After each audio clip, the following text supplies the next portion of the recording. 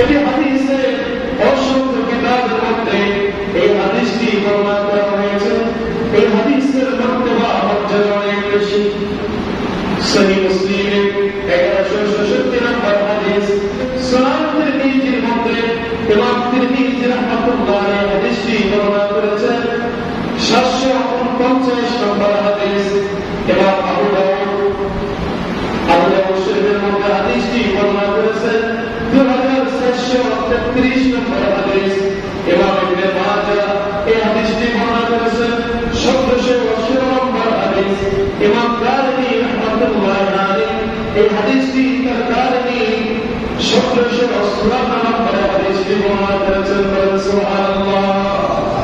তার মানে এই হাদিসটির মর্যাদা অনেক বেশি। আমলের জন্য, আমলের ক্ষেত্রে একটা হাদিস বলেই যথেষ্ট। এই হাদিসটি সমস্ত ওলামায়ে কেরাম তাদের কিতাবের মধ্যে বারবার বর্ণনা করেছেন। তার মানে এই হাদিসটির মর্যাদা অনেক বেশি। বলেন সুবহানাল্লাহ।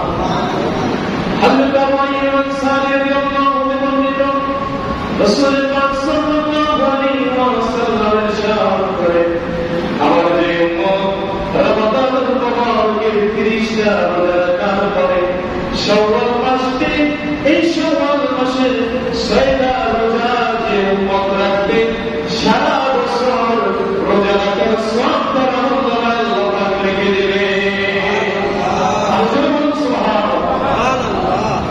কত বড় একটা ঘোষণা রাসূল পাক সাল্লাল্লাহু আলাইহি ওয়াসাল্লাম আমাদের জন্য দিয়েছেন যে রমাদানের রোজা রাখার পরে শাওয়ালের 6টা রোজা রাখবে, আল্লাহ পাক তার আমলনামায় পুরো বছর রোজা রাখার সওয়াব দিয়ে দেবেন। কিভাবে? এই শাওয়ালের 6টা রোজার মাধ্যমে পুরো বছরের সওয়াব আল্লাহ লিখে দিবেন। সূরাতুল আল-আ'লা 160 নম্বর আয়াত আল্লাহ পাক বলেন, মান জাআ বিল হাসানাতি ফালাহু আশরু আমসালিহা। যদি কোনো ব্যক্তি একটা ভালো কাজ করে, আল্লাহ পাক ওই একটা কাজের বিনিময়ে তার প্রতিদান 10 গুণ বাড়িয়ে দেবে। যদি কেউ রমাদানের 30টা রোজা রাখে, তাহলে একটা রোজার বিনিময় 10টা রোজার সওয়াব। কোরআনের আয়াত অনুযায়ী সুবহানাল্লাহ। তাহলে 30টা রোজা 3 গুণ 10 কত হলো? 300। এক একটা রোজার বিনিময় 10 গুণ করে সওয়াব হলে 30টা রোজার বিনিময় 300 দিনের সওয়াব। বলেন না সুবহানাল্লাহ। আর এই শাওয়াল মাসে 6টা রোজার মাধ্যমে আরো 60টা রোজার সওয়াব।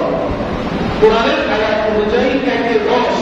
তাহলে রমজানের 30টা রোজার 300 দিনের সওয়াব, আর এই শাওয়াল মাসে 6টা রোজার দ্বারা আরো 60 দিন, তাহলে হলো 360 দিন। আর বাকি থাকে কত দিন? 5 দিন। 1 বছর হয় 365 দিনে 1 বছর। আর বাকি 5 দিন হলো যেই 5 দিন রোজা রাখা হারাম, অর্থাৎ এই 5 দিন বছরে রোজা রাখা যাবে না, হারাম। শরীয়ত হারাম করেছে। ঈদুল ফিতরের দিন, ঈদুল আজহার দিন, আর ঈদুল আজহার পরবর্তী 3 দিন, এই 5 দিন হারাম। আর বাকি 360 দিন। তাহলে যে উম্মত, যে ব্যক্তি রমাদানের রোজা করে, এই শাওয়াল মাসে 6 দিন রোজা রাখবে, আল্লাহ পাক তার আমলনামায় পুরো বছরের রোজার সওয়াব দিয়ে দেবেন। বলেন সুবহানাল্লাহ। এই শাওয়ালের রোজার একটা ফজিলত ইমাম সুফিয়ান সাওরি রাহমাতুল্লাহ আলাইহি কিতাবের মধ্যে রোজা রাখা হয়। ইমাম সুফিয়ান সাওরি রাহমাতুল্লাহ আলাইহি তিনি হজ করার জন্য মক্কাতুল মুকাররমায় গেলেন। যাওয়ার সময় একজন ব্যক্তি ইমাম সুফিয়ান সাওরি রাহমাতুল্লাহ আলাইহির সামনে সামনে ওই লোকটা তাওয়াফ করত। প্রতিদিন ইমাম সুফিয়ান সাওরির সঙ্গে দেখা হতে হতে এক পর্যায়ে তার সঙ্গে বন্ধুত্ব হয়ে যায়, সম্পর্ক হয়ে যায়। ইমাম সুফিয়ান সাওরিকে ওসিয়ত করলেন, হে যুগের ইমাম আল্লাহর ওলি সুফিয়ান সাওরি, আমি আপনাকে ওসিয়ত করে যাচ্ছি, আমার যখন ইন্তেকাল হয়ে যাবে, আমার ইন্তেকালের পরে আপনি আমার গোসল দেবেন, আপনি আমার জানাজার নামাজ পড়াবেন, জানাজার নামাজ পড়ে চলে আসবেন না, আমার কবরের পাশে অপেক্ষা করবেন। মুনকার নাকির যখন কবরের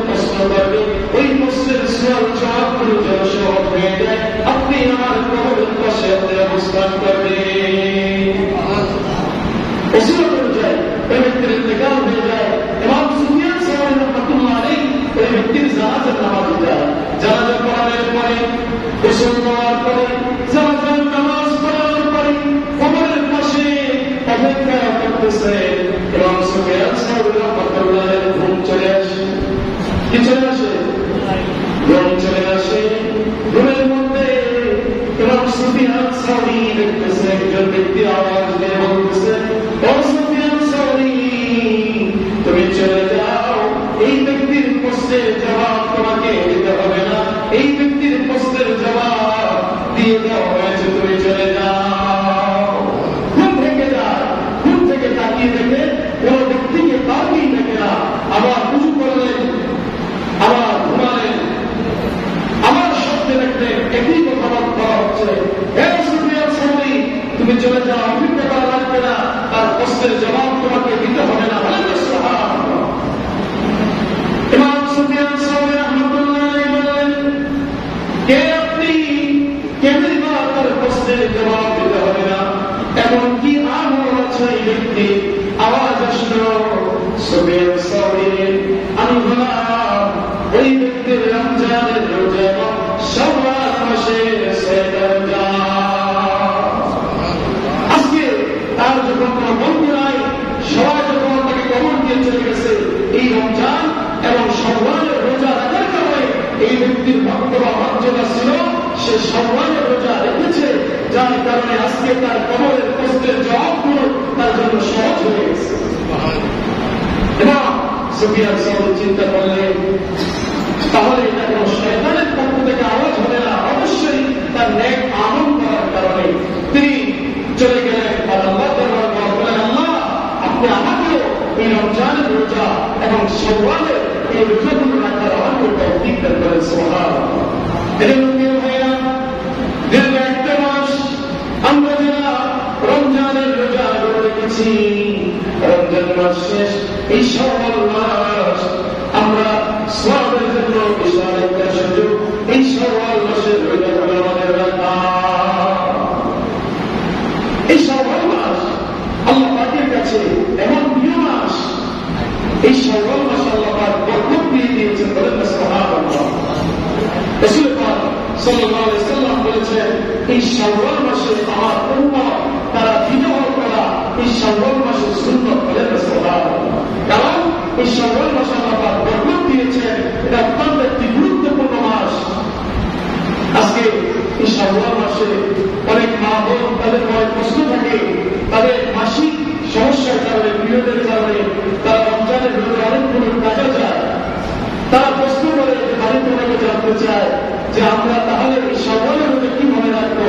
রমজানের রোজা আমাদের অনেক ঘাটতি হয়েছে, কাজা হয়েছে, তাহলে আমরা কি রমজানের রোজাকে রাখবো বা শাওয়ালের রোজা রাখবো?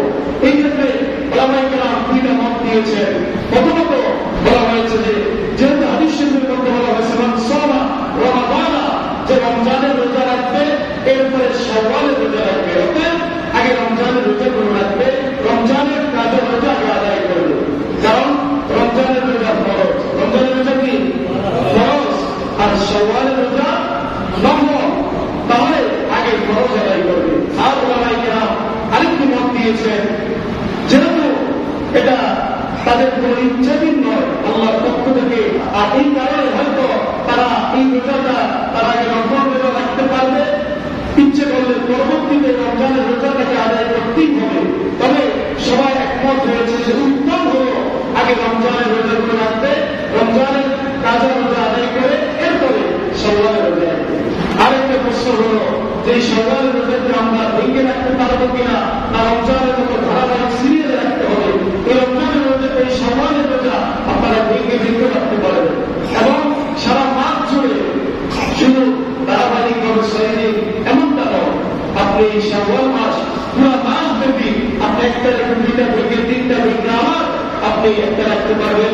এইভাবে পুরো মাস এই শাওয়ালের রোজা আপনি আমি রাখতে পারবো। তাহলেই আল্লাহ পাক আপনার আমার আমলের মধ্যে এই সওয়াব দিয়ে দেবেন। 1 বছর, পূর্ণ 1 বছর রোজা রাখার সওয়াব আল্লাহ পাক এই শাওয়ালের রোজার মাধ্যমে আল্লাহ পাক দান করবেন। বলেন সুবহানাল্লাহ। মুআজ্জিদ হাজিরিন, নফলের ভাবে বেশি বেশি করা দরকার। আমার তারপর কথা এই আপনি বিশেষ কিন্তু নওয়াফেল আল্লাহ পাক বান্দাকে তার কাছে টেনে নফলের মাধ্যমে, নফল রোজার মাধ্যমে, রোজা আল্লাহ পাকের কাছে দিয়ে রাখতে আমল। কাজেই আমরা রমজানে 1 মাস